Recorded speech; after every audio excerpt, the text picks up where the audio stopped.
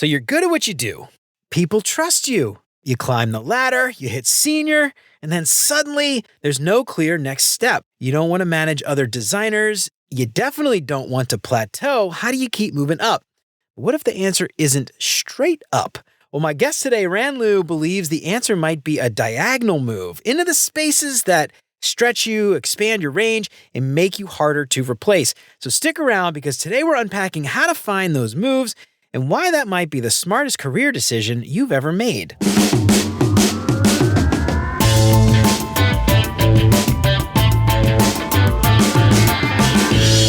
What's up, UX fam? How's your mom and them? Welcome to another episode of Beyond UX Design. I'm Jeremy. If you're new here, welcome. I am super stoked to have you. You ever ship a feature that should have never seen the light of day, or survive a sprint planning where nothing got planned? Or maybe you just said, let's circle back under your breath for the 50th time this week. Well, you, my friend, have earned a Merit-ish badge. Grab your set of Beyond UX Design Merit Badges, a vintage-inspired sticker series for UX designers, PMs, researchers, and engineers who have seen things. Choose from 4 sets: Soft Skills Sharp Tongue, the Cult of Figma Initiation, Pixel Pusher Survival Kit, and the brand new research-inspired set, Field Notes and Frayed Nerves. And even more to come soon, so stay tuned. Each set of 5 badges celebrates the chaos, the coping, and the conference calls that should have been DMs. Stick them on your laptop and flaunt them at your stand-up. Show the world you made it out of Q4 with your sanity mostly intact. Get 1 set of 5 stickers for $12 or 2 sets for $20 at beyonduxdesign.com/badges. Just promise me one thing.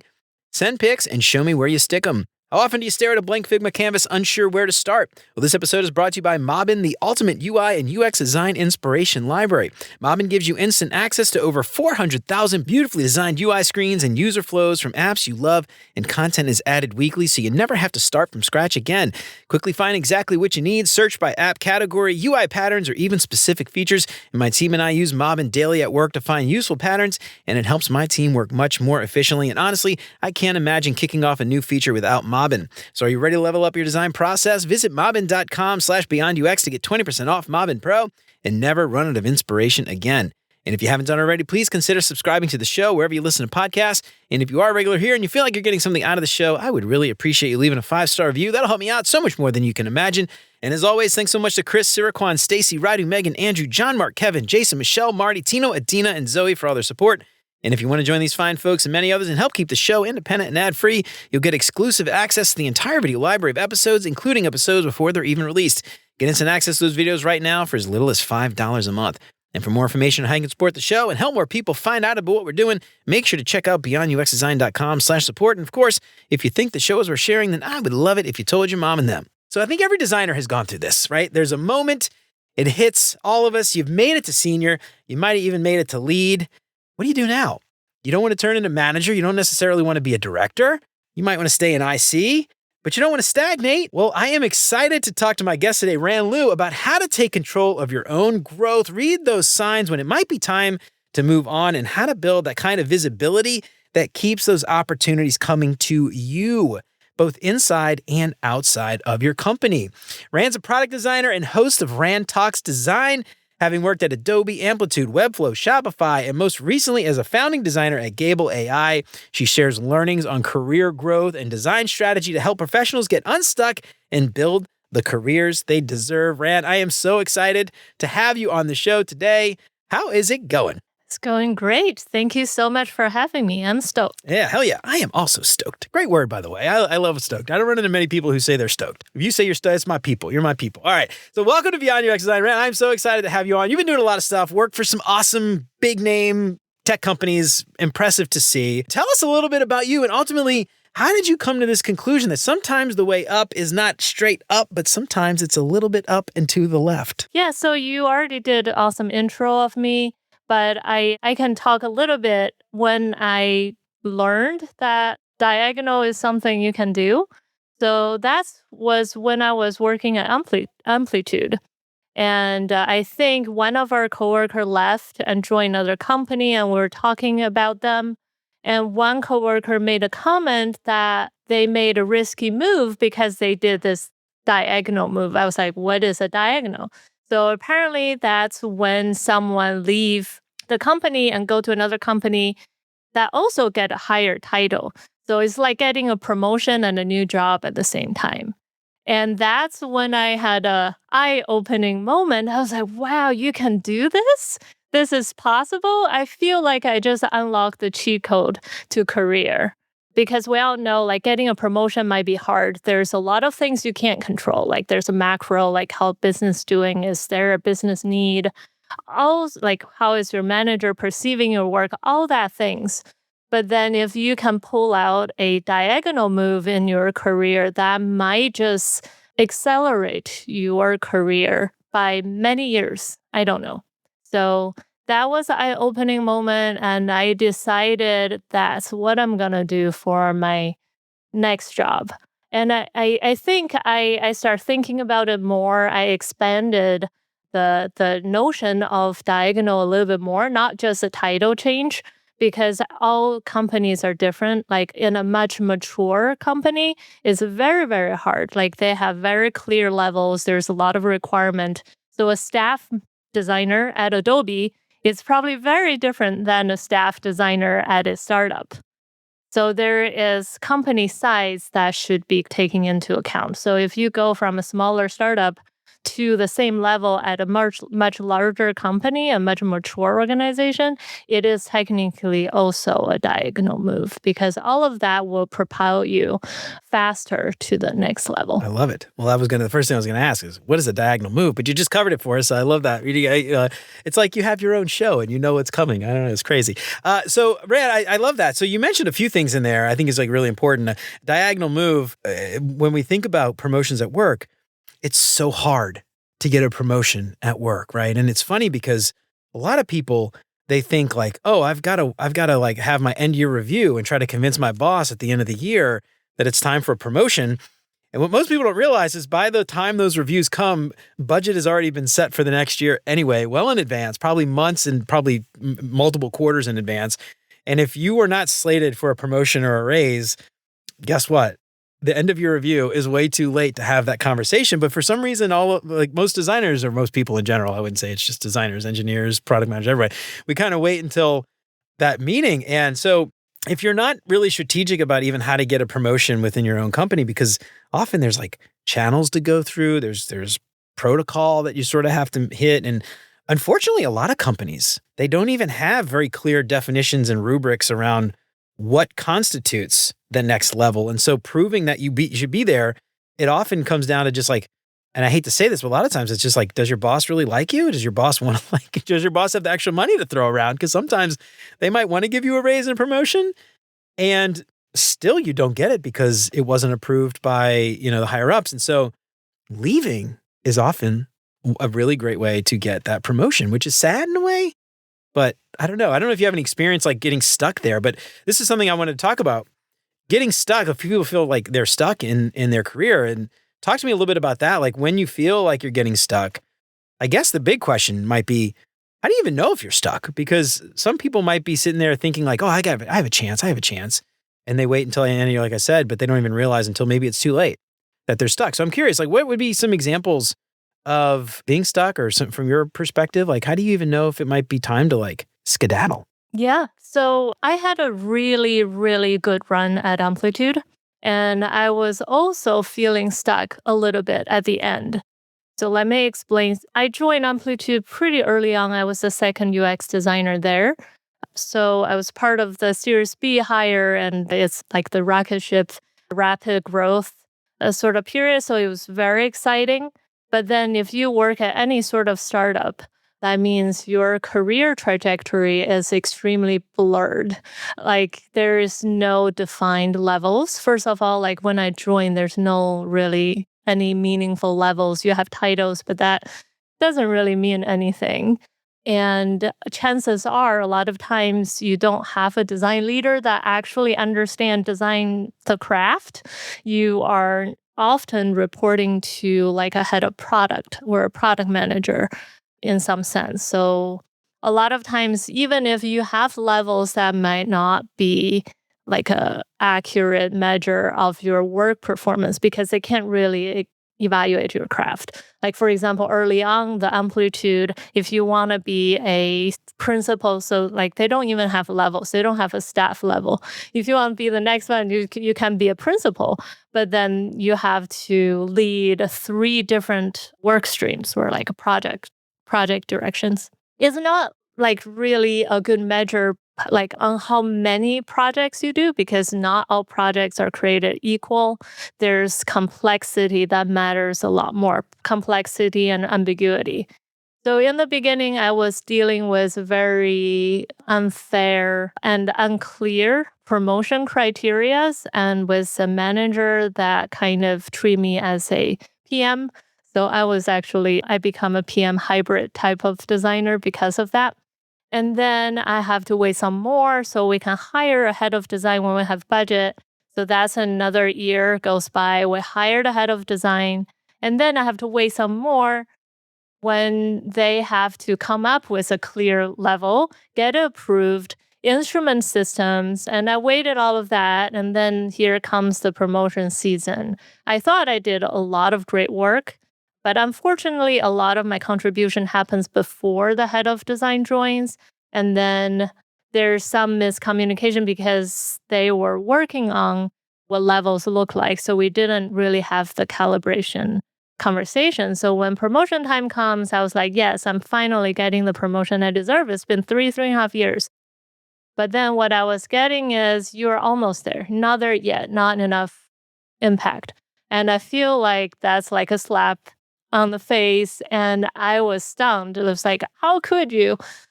So I actually felt really, really stuck at that moment. One, like no longer motivated to do the good work that I've been putting in. And I don't feel appreciated and feeling a little bit angry. And yeah, I don't want to wait another year to hopefully get to the next level.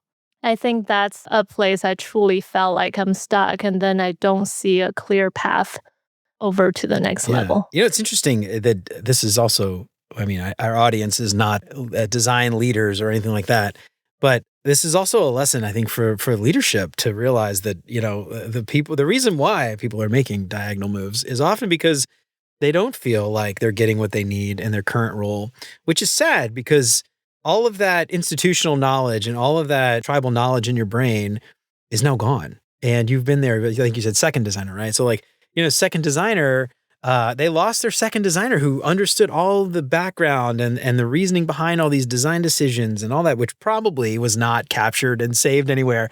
And so when you go, that institutional knowledge and tribal knowledge is gone, which is sad. It's almost like, not the right audience for this particular show. Maybe we'll send it over to some like UX leadership podcast. Well, hey, run this episode because this is a good lesson in here for your people. It's funny. We used to make a joke at one of my old places that like in order to get a promotion, you had to leave and then come back. Yeah. Because actually what would happen a couple times, people left, they came back and they got brought back on higher level than they were before. And it's kind of, again, same example, like you just sort of lose the morale and then, the work suffers and ultimately, the users and the business suffer because nobody's heart is in it anymore, which is really sad, very sad. It makes me sad. So something I'm curious about though, a lot of times when we think about that diagonal move, you're at maybe, let's just say mid-level or just, UX designer, you're trying to get to senior, you're trying to get to staff. In order to do that, you've got to invest in yourself and actually get to the point to where you are, actually worthy of that title. I don't want to say we're trying to over-level anybody. So you've got to get there. Thinking about that growth, one of the things like it's interesting because I just had a good conversation with Yao Antor recently about how a lot of times we just wait for someone to approve a budget to like finance us to go take a course or conference or something like that. But this is what you're arguing though is like you've got to put it on yourself. So talk to me a little bit about that. I want to talk about like when you're feeling stuck, you feel like you want to get that promotion. How do you go about improving your own skill set and growing so that you can, make it to that upper level at a different company? Yeah. So I use the diagonal move as a way of saying you should be strategic with your career. And I'm not saying everybody should job hop and just leave. That's not a good idea. If you can move up or get promotions, by all means, get a promotion. And if you can't, for unfortunate reasons, you can't change, diagonal might be an option for you. So the ultimate message here is you are in charge of your career and you should treat it as a strategic chess move if if you can. The question is what can you do when you are feeling stuck in your career? So I think one is you really need to evaluate your current situation. Like a lot of us feel stuck, like because like it's scary out there. Like the job market at this moment in like October 2025 isn't the best. And there's a lot of budget cuts, and a lot of companies are downsizing and not willing to hire new people. So there's a lot less jobs. But also, your promotion situation is probably not any better because when your company is downsizing, there's less budget used on like human resources, and it's probably less promotion happening. You'd be just happy to have a job still. So I don't think promotion is doing that great either. So you really need to like evaluate your current situation. What I would always think I would come down to roughly three areas. One is, are you still learning? Like, are you still learning and growing? Are you learning valuable skills, doing projects you like and things you haven't experienced before? So, if you're learning, that's good. And then the second, are you having the right leverage or ownership to influence and make an impact? And sometimes you have micromanaging managers, or the company is set up in a way design is just a pixel pusher. So a lot of times the culture or the structure where your manager is preventing you to really have ownership and do all the things you want to do. So if that's the case, that's like a big warning sign. And if you feel like you can still do whatever you want to do, so that's another really positive sign that you should consider maybe stay. And the last one is the trajectory. Do you have a clear career ladder, and is it clearly defined what you need to do to go to the next level? Have you had like the conversation with your manager? If you had two or three conversations with your manager, like the answer is like a vague no, you're almost there, we're not there yet, but then with no concrete steps of how to get there, that should also be a warning sign. So you need to decide if like the current environment you're in is supportive of your growth in the next 6 months to a year. If like two or three or all of them are like in the warning sign area, I think it's definitely a time to consider maybe I want to explore opportunities elsewhere. Yeah. So let me ask you this then, because this is sort of begs the question. Let's say I I do work at sort of like what you're sort of describing, low maturity. There's not a lot of rubrics for growth. We don't have a clear development plan. Projects are probably just like sort of handed out. They're expecting you to be a pixel pusher, things like that. And so you're feeling like it's time to move. Maybe you haven't gotten the experience to actually get that upper promotion and a diagonal move. So you're sort of struggling there. If I'm in that position and I don't have all of the opportunities at work, how do people go about getting that experience so that they can make that diagonal move? Yeah, I love it. So, yeah, one thing that you should really not do, no matter if you stay or you leave, is waiting for other people to be in charge of your career. Like the biggest career myth out there is my company, my manager, my fill in the blank is responsible for my career growth. No, nobody's job is to grow you in your career. You are the only one who have the control. You are in the driver's seat of your own career. You have to really take control and stop waiting for other people's permission and stop asking for another project and figure out what you can do in the situation to get what you need. And if your problem is you don't have enough experience or a variety of experience, and then at work, no, like you're waiting on a bigger scope, I would say consider doing a side job. Like a lot of designers, like I work at a lot of creative companies like Adobe and Webflow, and everybody has a side project. So and with this age of AI, it's very easy for you to build an app if you have an idea. You can build the product or the project you always wanted. I used to volunteer for nonprofits. I make a lot of their website. So that's how I moved to the next level when I was a junior designer and I get more experience that way. So that's like you are working with real client is not as good as your full-time job projects, but it can be a supplemental project if you just need more Yeah, experience. I love that. So let me ask you something else. A lot of times what people will do is they'll take a course. They'll find an online course, someone Maven maybe, or something like that. And that certainly is valuable to learn things. But I'm curious from your perspective, when it comes to proving that you can do the work of somebody up another level, do courses like that, do you think translate from a hiring manager's perspective to that higher band? Or do you think that it really requires actual just boots on the ground experience doing some of the volunteer like work and stuff like you said, or what? How do you feel about courses and things like that as it relates to this conversation of diagonal moves? Do you feel like they help? I think courses are great when you are thinking of maybe upskill yourself. I took a course that's life changing. I took the Illustrator course. So I came from a computer science background. I taught myself how to do visual design part. And apparently for something like an Illustrator, you have to take a course. Like learning it on your own is a little Yeah, bit it's tough. you mean Adobe Illustrator, like the software Illustrator? Adobe Yeah. Illustrator, yes. But side note, I taught myself how to use Adobe Illustrator out of a book back in the day. I think it was like CS6 or something. So this is how long ago how long I've been doing graphic design. And it used to come with a little CD in the back, and I still have like somewhere on Google Drive like all those little practice files. But I remember, teaching myself Illustrator was very hard. I should have absolutely taken a class. You're very disciplined. I also have the book, and I think I followed like a couple lessons, Yeah, but it's not hard. the whole lesson. Yeah. I wish I could.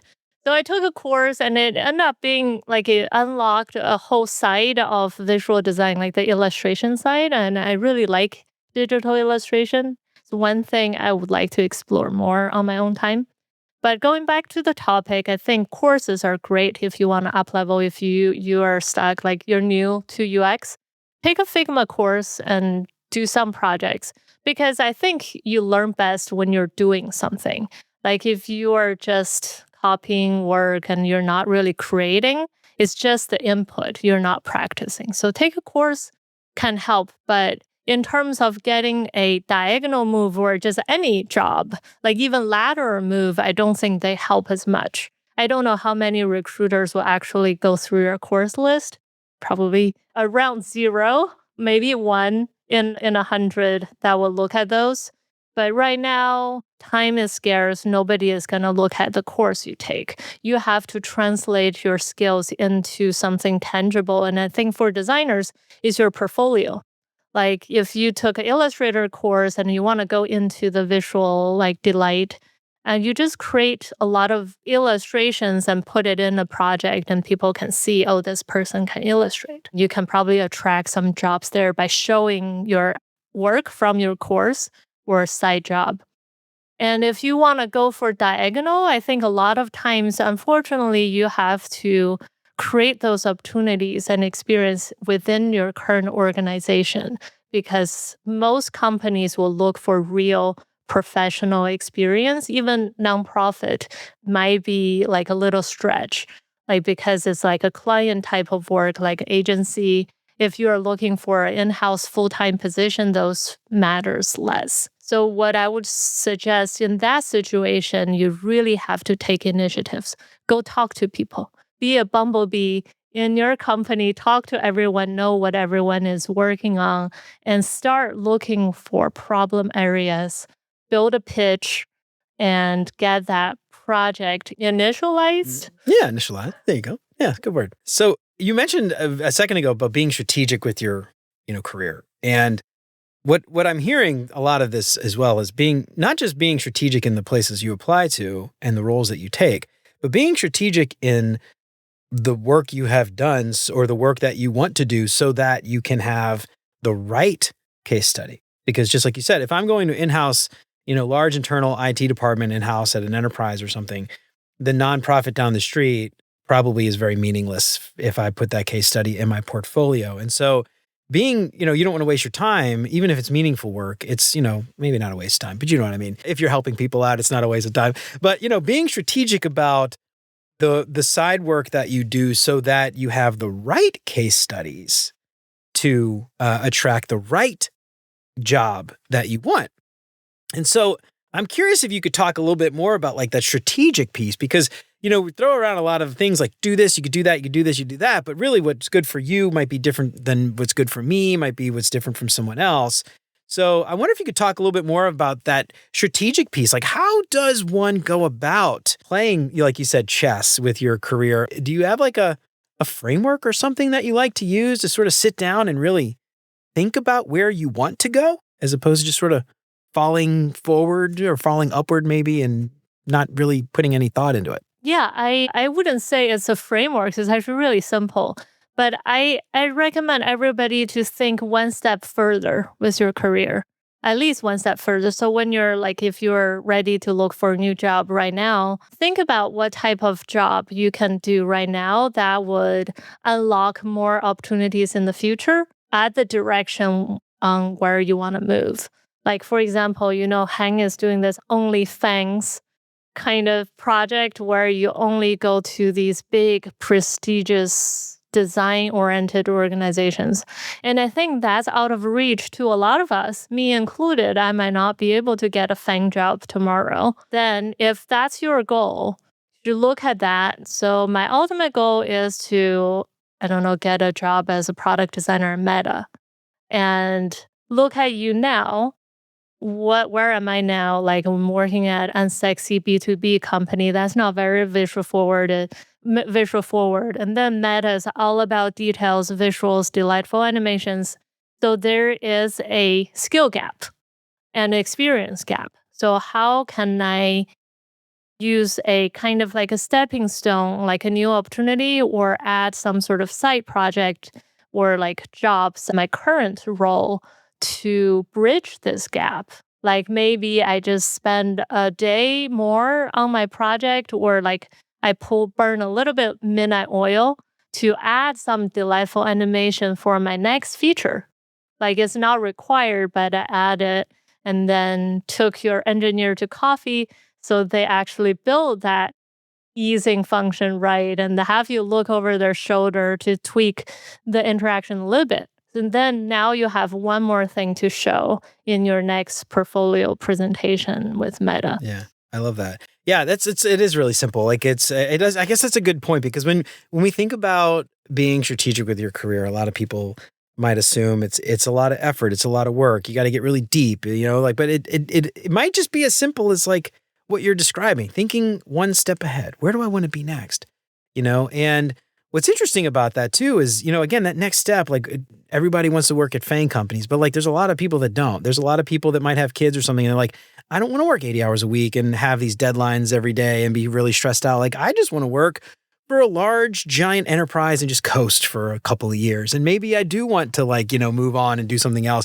I actually had an awesome coaching call earlier today where I was talking with a client who is trying to start a startup. They're trying to found a startup. And they're actually looking for is the opposite of a really stressful FANG job. They're trying to find like an internal, just like I said, enterprise IT where they could just be another nameless face in a crowd of other designers on a team and just do the bare minimum and just coast on by and get paid every 2 weeks so that they can focus on their side project and not have to feel all stressed out and freaking out every day and week about not delivering on time and getting laid off. And so, that's a strategic decision. A lot of people would think that's crazy from a design perspective, but that's the right decision for that person. So, anyway, I don't know. I just love that. I think even like just sitting down and just thinking about it over a cup of coffee is probably more than most people do when it comes to career planning and career growth. You don't have to hire a career coach to talk through this stuff. It might help to have an outside perspective and to shed some light on some blind spots or something, but anyway, it could be absolutely as simple as that. And which sort of leads me to think about that. I'm curious, like, just what would be like a mindset shift that you think could help designers that are maybe stuck in that kind of waiting around for things and not really thinking. Is there a trick? Is it just like do it? I'm curious, how do you shift that mindset? I think you just have to do it. And then we don't do it because of resistance. Like, Stephen Pressfield said in the War of Art is your biggest enemy as an artist and also designers is resistance. We tell us, oh, that's too hard. Oh, no, we're not good enough for fan companies. Or we tell us all these negative self-talk, but there's actually the resistance speaking.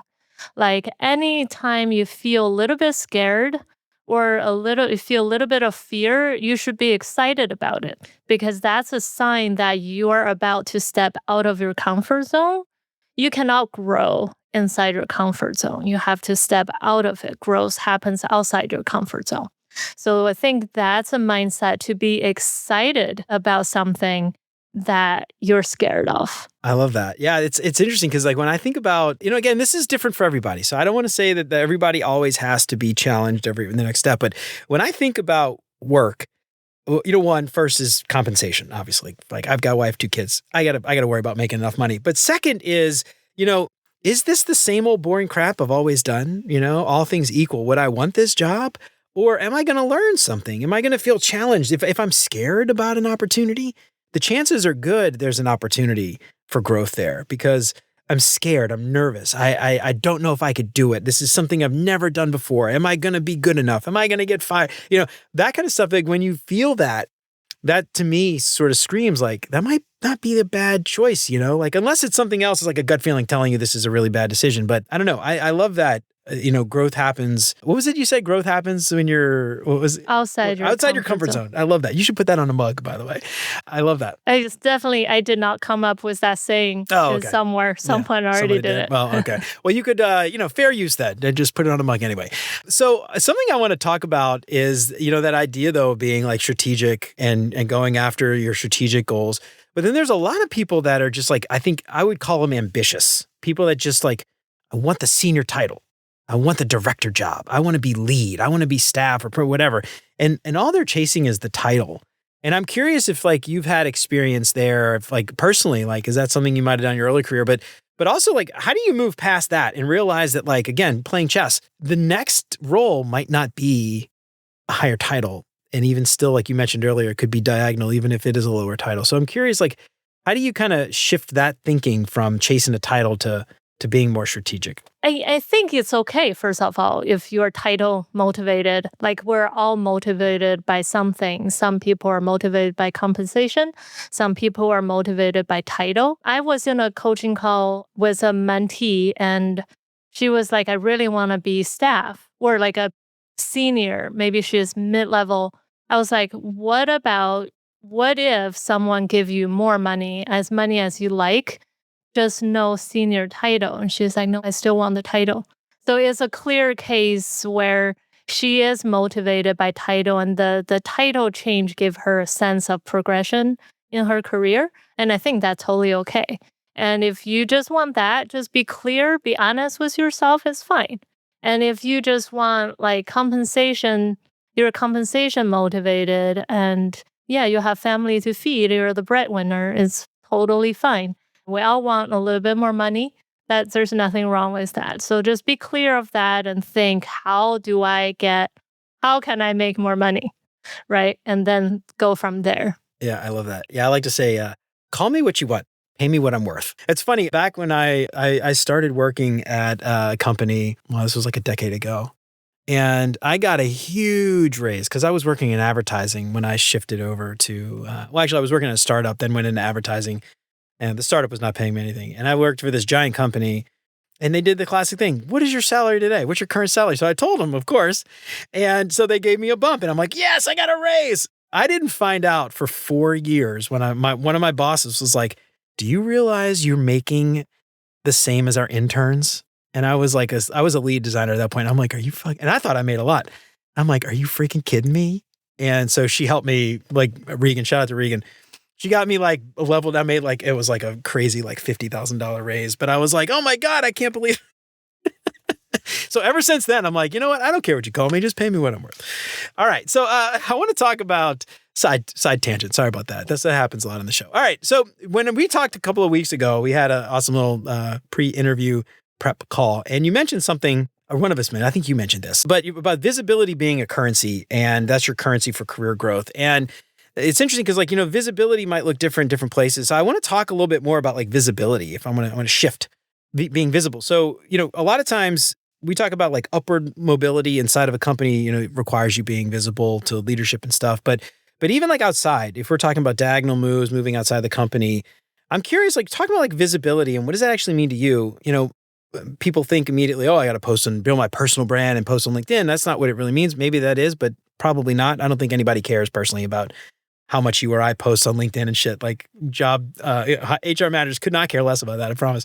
But I'm curious, like, what does that actually mean when it comes to visibility as it relates to those diagonal moves? Yeah, I think visibility is a huge component if you want to pull off a diagonal move, because although it can be done, is very, very difficult because you have to be an expert of building inspired confidence that you can do a job that you've never held the title.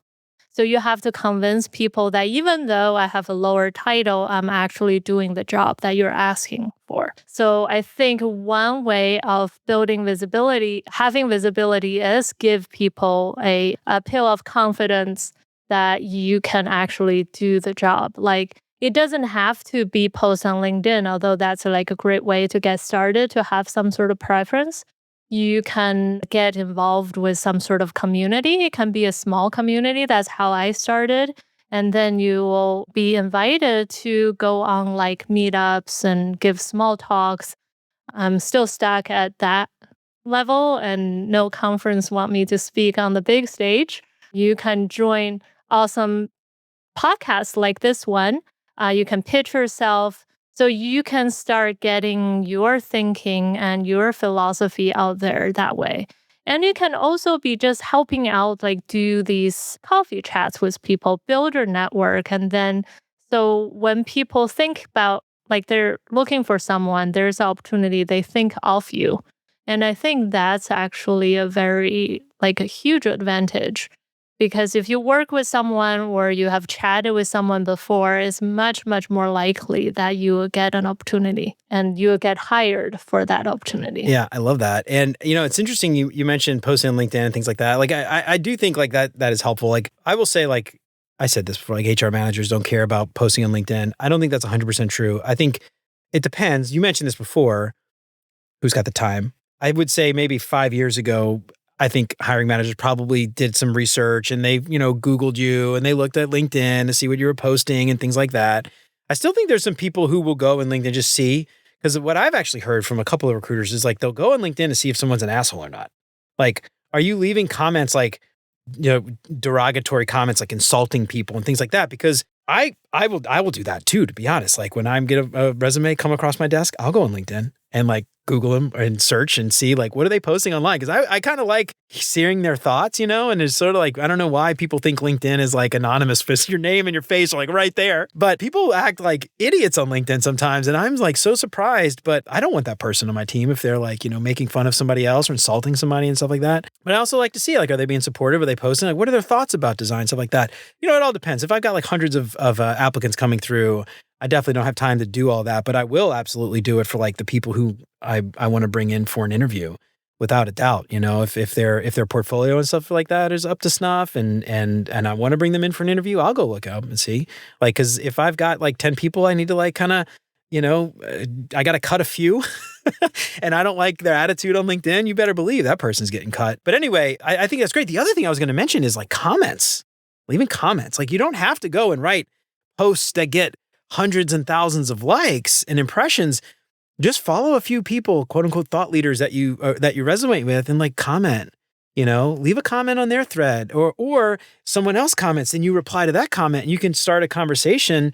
When we talk about LinkedIn and networking and stuff, I think LinkedIn is a wonderful place for networking, especially for professionals, but people automatically assume like I have to DM 1,000 people. And that's not true at all. Like, you can have a conversation with someone publicly in a comment thread and it could be just as impactful as a conversation in a DM, and people are like, oh yeah. And then you do that for a little while, then send the DM, then ask them for the coffee chat. And you already kind of have this rapport and you're already, conversing. They know who you are. And so that first initial coffee chat isn't as awkward. And I love that you call out, posting on LinkedIn for stuff like that. Again, you don't have to be like a content creator, thought leader, and all that stuff. That's not at all what you're saying, I don't think. Anyway, great insights. I love that. Oh, content creation is hard. Yeah. Like to get all the impressions and comments, engagement on LinkedIn is very, very hard. I have not cracked that code yet. And also like TikTok, YouTube, and all of them are really hard. Those are like a full-time job to do that. So I do think if you find a community or like a few people that you follow and have meaningful comments, that goes a long way. Yeah, absolutely. You mentioned communities like Design Buddies, I think is a really great one. Design Buddies generally is like, I would say a lot of junior designers, people looking to break into UX design, things like that. So if senior mid might be maybe a little bit lower level for you, but stuff like that. Slack communities, another great. Discord communities, Design Buddies on Discord, but a lot of communities like that online. Just got to find them. Local communities. You mentioned meetups, local meetups. Like that's a really great way to do it, especially now with a lot of companies that are moving to like a return to office. You're no longer competing with somebody from all over the world for that local job downtown anymore, which, sucks you have to go into the office. But on the other side, like maybe there's a positive there, and that like now suddenly the opportunity has now increased because that pool has suddenly decreased substantially. So local meetups, I think, are hopefully, I would love to see that because I really miss that. Actually, I felt like I miss that. I felt like, I don't know if you've, where are you from, by the way? Where do you live? You live in it's San Francisco. You live in California, right? So you guys probably had all these anyway. But I found like where I was living in New Orleans and in Cincinnati, much smaller markets, when those remote jobs blew up, like during COVID, after everybody was still able to get together, I found that a lot of people weren't going to those meetups anymore because those local connections weren't as valuable as they used to be. Because, those local connections are not going to help me get a job in some remote, far off office in another city across the country. And, I like I said, I like remote. I personally work fully remote right now, so I'm not advocating like going back to the office by any means. But I don't know. I do kind of miss that local community. And I feel like maybe an RTO, that's one maybe silver lining of the RTO stuff. Yeah, I hope the Bay Area scene would come back because COVID definitely killed it. Like we had a really good meetup culture, bunch of communities, bunch of meetups. That's how I launched my career. But with online Slack communities, I joined the one called growthdesigners.co. Like Roman started it and then she left. Yeah, it was a great community where people would post their like experiments. So they ask questions. So another more meaningful way to comment by sharing your experience in a Slack question. That's another one. So, I want to like maybe stress that like, we are not advocating always to quit and leave your current job. Definitely. So there might be opportunities for expanding your visibility within your own company too. So I don't want to lose sight of that. I would talk to me a little bit about trying to build visibility inside your company so that you can maybe try to get that promotion. And if that promotion doesn't work, then go diagonally. But how do you do that? Because a lot of times I think people feel dirty. They feel like self-promotion and they feel kind of like weird about it. So they just be quiet and assume their work will speak for itself. And we all know that is never the case. So how do you do that with visibility inside your company without feeling like you're self-promoting and self-aggrandizing maybe? Yeah, I think a mindset change that really helped me, like also like growing up, humility is like a virtue in the Chinese culture. Like I think a lot of immigrants will share similar cultures where you're told to just keep your heads down, do good work, and good things will come. But that's actually a very dangerous mindset, at least in the Western society. It does not work. Like if you keep your heads down, no opportunity will come to you because again, nobody's job is to grow your career. They're trying to fight fires to save their own butt, things like that. So you have to be in charge. And one thing that's really important is for your coworkers and your organizations to know your impact. And to do that is to communicate the work you've done.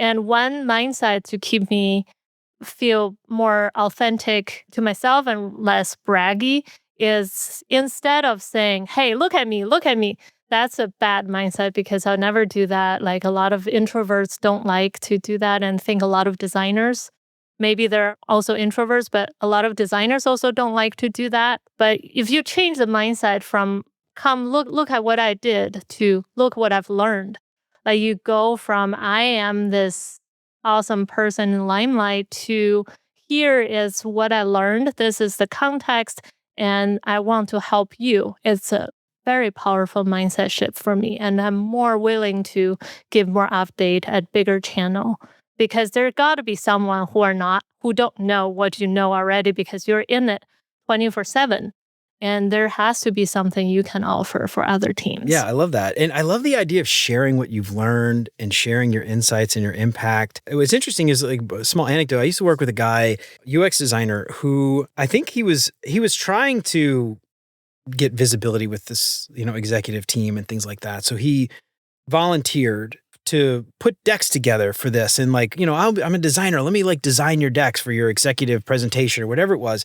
And, he did that kind of stuff and ended up having a lot of like people know who he was. But what's interesting is when people talk about like, yeah, but is he a good UX designer? And so like when it came time for like a raise or promotion, I don't want to say he was overlooked, but like, the question was like, yeah, I know he does all this stuff, but like, what about his job? Like his actual job, the job we pay him for. Is he actually good at that? And does he deserve a promotion there just because he's doing the side work? He volunteered for it. Is he making, was it a wise decision on his part? And when think about strategically and stuff, being strategic about your career, I think that's an important thing to kind of think about is, sharing your impact and being known for doing great work is very different from just everybody knowing your name. And, everybody knowing your name is not necessarily going to get you a raise and a promotion. I think it's important for people to know your name for sure. I'm not negating that. But at the same time, you've got to like make sure people know that you're solving problems, that you're doing all these other things that like UX designers are supposed to do so that when it comes time for those raises and promotions, they can say, look, I've seen him do those things. I've seen them do those things. I know that they can do that next level job and I'll give them that raise and promotion. So that's kind of interesting. But you just said something too I want to kind of go back to because we talked about community. You talked about startups and stuff like that. And you mentioned, just talking at startups and things or talking at meetups and small events and things like that. And sharing what you've learned is great for insight, but that would be a really great way too to help like kind of nurture that community and do a talk about the things you've learned outside of your company as well. It could be the exact same talk or the exact same insights that you're sharing. Maybe just put it together in a different venue. I don't know if you have any thoughts about that, but that kind of like struck me as you were talking about that. I thought that was really interesting. Yeah, sharing or learning is generally like a good idea, even within your organization. Like when you're in growth, I was in growth for many years. You launch a lot of A/B test experiments, and most of which are failures. And if you are in the mindset of look at me and you only share wins, there's very little opportunities for you to share. So I started to love sharing my failures. It's like a vulnerability moment, like you're showing I don't know everything. But then I think learning from your failure is also very important. Like I personally learned from the failure. This is what we learned. And if you learn from failure, failure is no longer failure, it's a learning. So you want to share those things out as well. And I'm pretty sure if you are not working on something NDA, like a super top secret, you can share with the community, your tribe of people, and they would help that. Like every time I share something, I take people behind the final product. Like you can launch a Apple keynote, but it's very hard. Like what can you show? You don't have a whole product line of things to showcase. But taking people behind the scenes on how I made these decisions, and these are the contexts, and these are the learnings, people like really appreciate that. And you make a lot of friends that way, like people reach out and you discuss some more. I think it's just a win-win-win situation. I love that. Yeah, that's awesome. I just love doing that, the thought of that. And then, the other thing too, like you mentioned, all the failures, like we've got so many more failures than we have wins. Like, especially if you're trying to, I would just say like something I used to do all the time is like try to go do a bunch of meetups and talks and just sort of like, build visibility and stuff. Like you could have so many different talks about all the failures that you've had and what you've learned from them. And like, that could like, I could just see that like my career, thinking back on some of the things in my career, I could book a talk every week for the next like 5 years. with like Hey, new different, you know what I mean? podcast. Yeah, there you go. See, maybe there's a reason why I started this thing. But, I think about like thinking that, like reframing that, like it's not a failure. If you learn something, it's not a failure. If you learn something, it is a win because you won't make that same mistake again, or you'll know better next time and you'll change it up. And so that is like a perfect opportunity for talk. So anyway, I love that. That's awesome. So we've had you for a little while now. I want to start trying to wrap this up a little bit, but I'm curious. I want to hear from you, just like, what is like a small daily, weekly habit that you can leave everybody off with that'll help, keep that career momentum going, whether that's upward or diagonal or lateral or whatever. It's like a small daily, weekly habit that you want people to start doing that they're not doing today, maybe. Yeah. So if you're not doing actively communicating about your work, your progress, start doing that. I would recommend you communicate out your work weekly at a bigger channel that you normally do. So if you have like the group DMs, don't do that. Go to a team channel because more people probably need that update, and start sending out weekly roundups on your project updates. So we did this, we learned this, and next week we're doing that. That will also do your manager a big favor of keep track of the work you do. And if you are already doing this, I recommend you to challenge yourself to do something that scares you. Just one thing, and then see where it takes you. I love that. You just do one thing. If you do one thing that scares you or challenges you, I love that. If you want to get on TikTok, just hit that record button.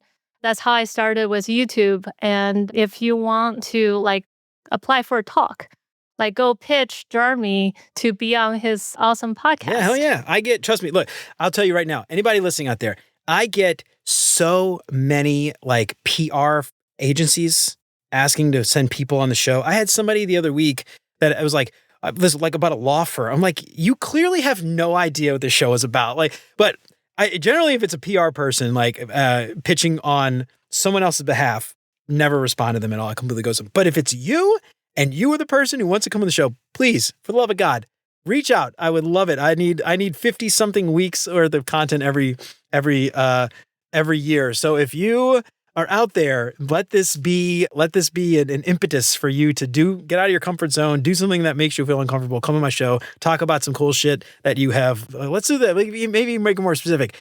You had a failure and you want to talk about what you learned from it, come on the show. I'd be happy to have you on. But just as long as it's not your PR company, it's got to be you. It's got to be you coming on. Yeah. I love that. This is your sign. Do it. I love that. That is awesome. I love that you did that. All right, Ran, so we've had you on for a little while. Anything else that we didn't get a chance to cover that you want to make sure everybody knows about as it relates to diagonal moves? Yeah, I think we covered a lot. I think the message I want you to take away is you're in the driver's seat. You should give yourself permission to take charge. And you're ultimately responsible of your own career. And to do that, there's a lot of tactics like be more visible and expand your network and communicate your impact of your work better. But those tactics can come later and it's easier to find answers. You can even ask AI about it. But having the mindset change of be willing to take the initiatives is the most important thing. Just be willing to do it. I love that. Yeah. Just after listening to our talk or being involved with our talk, I wasn't just listening, I was participating. The thing that I'm hearing, the main theme is like, there's so many people just get stuck in their career because they get comfortable and they just get stagnant and they don't grow and they just stay in the same place for forever. And for some people that is perfectly acceptable and they want to do that, that's great. But if that is not what you want to do, you've got to get out of your comfort zone, just like Rand's saying, and just do something different and try something new. And just like, you never know where it leads, whether that's a coffee chat, random person you met on LinkedIn or coming on Beyond UX Design podcast. I love that, Rand. All right. So I've got 5 questions I like to ask all my guests. I hope our listeners get to know our guests a little bit better. Do you have time to stick around and answer a few silly questions, Rand? Yeah, of course. All about silly questions. Hell yeah. All right, great. So the first thing that comes to your mind, you don't have to think too hard about any of these things. First up, what is your favorite non-design book? I would say So Good They Can't Ignore You by Cal Newport. I'm generally a fan for anything Cal Newport produced, but that was a life-changing book for me. It has a lot to do with the diagonal career later. Ah, okay. All right. So non-design related, but it is a career. It's a career related. Yeah. I love that. Okay, cool. What is it again? What was the name of it again? So good they can't ignore you. So good they can't ignore you. Oh, I love that. That's a great title, by the way. It's a good title. I love that. I've actually never heard of that book. I'm going to check that out. It's on my list, though. All right. Next up, what is your favorite non-design podcast? I would say Diary of a CEO. I'm dry business self-help person, unfortunately. I've listened to that one. That was a good one, too. Yeah, it's some interesting stories on that show. It's one thing I think I've learned from listening to that show is like most people's path to business leader, business owner, and stuff like that is generally different. It's always some weird roundabout thing. And there's always an interesting story. Or maybe on that show, because why would you have someone boring on the show? Maybe it's self-directed towards interesting stories. But anyway, it's a good podcast. I love that one too. All right, next up, what is your favorite meal? This could be something you cook or your grandma used to cook or something you had in a restaurant. There's a Chinese-style ramen noodle dish. It's called Lanzhou Lamian, which is a ramen from Lanzhou. It's a soup, clear soup with noodles. Yeah. Oh, that sounds good. Can you get that in San Francisco anywhere? Or is that like just when you go back to China? It's very hard to get. You can get like Japanese ramen is more universal here. But the Chinese style, no, I have to probably travel somewhere. Yeah, it's like, are you originally from China? Yes, I grew up out there. Okay, yeah. I would imagine, I don't know what it is about Chinese cuisine in the United States, but generally speaking, it's like really... Yeah, they're not Chinese. Yeah, generally speaking, it's like really hard to find like actual authentic Chinese food here. Like I've heard at least from people that like there's really authentic Korean food and Japanese food and other like Asian and South Asian cuisines.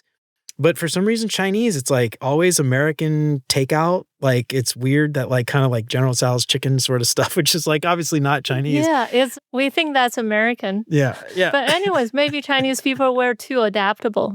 We just adapt to the local taste. Yeah. Oh, interesting. That's an interesting insight. Maybe. That's a really interesting insight. I don't know. Yeah. I mean, not to knock like American Chinese takeout cuisine or anything. It's not bad, but I often wonder like where there would be to go to get like authentic Chinese. Or, actually that's funny. I don't know, because I don't read Chinese or Mandarin or Cantonese or anything like that. There was a Chinese restaurant back in New Orleans where they would have an English menu and a menu in Chinese.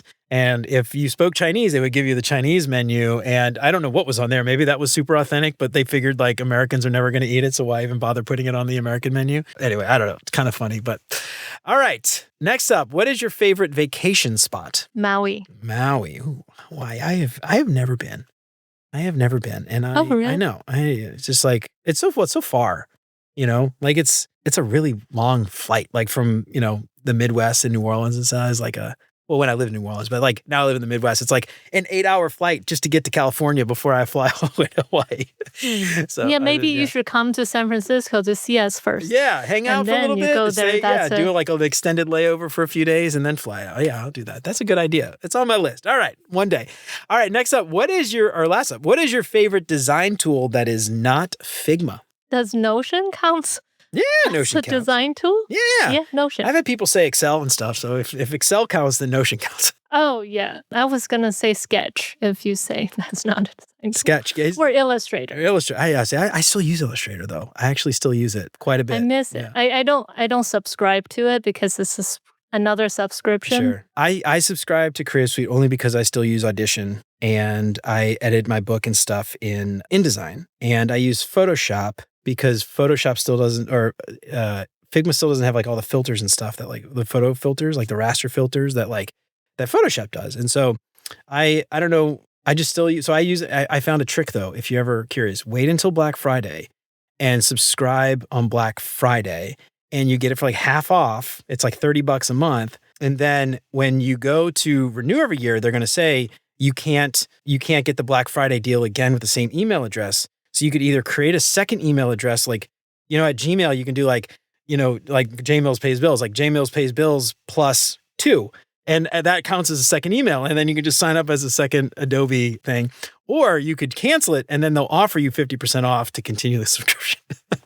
I love it. Thank you for that tip. That's the tip. You're a real designer. You like that? Oh, I'm just broke. I can't afford $60 a month on all that shit. But I use Illustrator for like vector graphics and stuff. And, I do like these stupid little like stickers and all that, and posters and stuff. And like Illustrator is just so much superior to Figma when it comes to like vector illustration design. Like it can do it, but Illustrator is just like, that's freaking why it was made.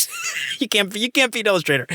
All right, Ran, this has been so much fun having you on. Thank you so much for coming on. Before we get out of here, why don't you let everybody know where they can find you? Tell everybody about all your content and your YouTube channel and all that stuff, and let everybody know where they can find you. Yeah, just find me on LinkedIn. That's the easiest way. LinkedIn/Ran Liu Design if you want to type in the URL, but just search me on LinkedIn. And then I have a YouTube channel called Ran Talks Design. Feel free to subscribe. I also have a smaller podcast with the same name, Ran Talks Design. That's on Spotify and Apple Podcasts. Right on. Yeah, it's a good one too. I really enjoy your videos and stuff on YouTube, by the way. You do great work. Oh, so thank you. Please follow Ran, subscribe, and smash that bell. Get notified so when a new episode drops, you never miss it. Ran, thank you so much for coming on Beyond UX Design. This has been fantastic. Thank you so much. Well, all right, y'all. That's it for Ran and me for today. I hope we helped to get you to think a little bit more about those diagonal moves when that vertical move at your current company is not an option for you. But I'm curious, have you had any success with a diagonal move? I'd love to know all about it. Let me know what you think on LinkedIn or shoot me an email at hello@beyonduxdesign.com. I'd love to hear from you. And if you like what you heard today, don't forget to subscribe wherever you listen to podcasts. And if you feel like you're getting something out of the show, I would love it if you left a 5-star review. That would help me out so much more than you know. And if you know somebody who might find any of this stuff useful, then for the love of God, why don't you tell them about it? That would be fantastic. And if you listened all the way until now, then you've definitely earned a merit-ish badge. Whether you survived tricky team dynamics, Figma fiascos, pixel-perfect feedback loops, or a user interview where you were the only one who showed up, there's a badge with your name on it. Grab 2 sets for $20 at beyonduxdesign.com/badges. Just promise me one thing. Send pics and show me where you stick them. Help keep the show independent and ad-free. Check out beyonduxdesign.com/support to find out how. You can join Chris, Siraquan, Stacy, Radu, Megan, Andrew, John, Mark, Kevin, Jason, Michelle, Marty, Tino, Adina, Zoe, and many others, and help keep the show independent and ad-free. You'll get exclusive access to the entire video library of episodes, including episodes before they're even released. Get instant access to those video archives right now for as little as $5 a month. And if you're tired of staring at a blank Figma canvas, Mobbin gives you access to over 400,000 beautifully designed UI screens and user flows with a library that grows bigger every week. Kickstart your creativity, streamline your workflow, and level up your design process. Visit mobbin.com/beyondux to get 20% off Mobbin Pro and never run out of inspiration again. Remember to sign up for the newsletter and check out all the past episodes along with all the show notes at beyonduxdesign.com. I hope you keep coming back for more great UX tips from Beyond UX Design. And until next time, remember, you're more than a designer because there's more to UX and design. I'll see you around. Take care, y'all.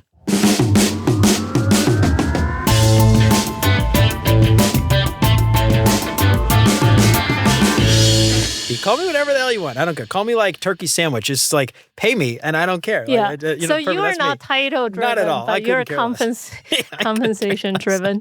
I'm not even greedy about it. I'm just like, pay me what I'm worth. What are you paying other people?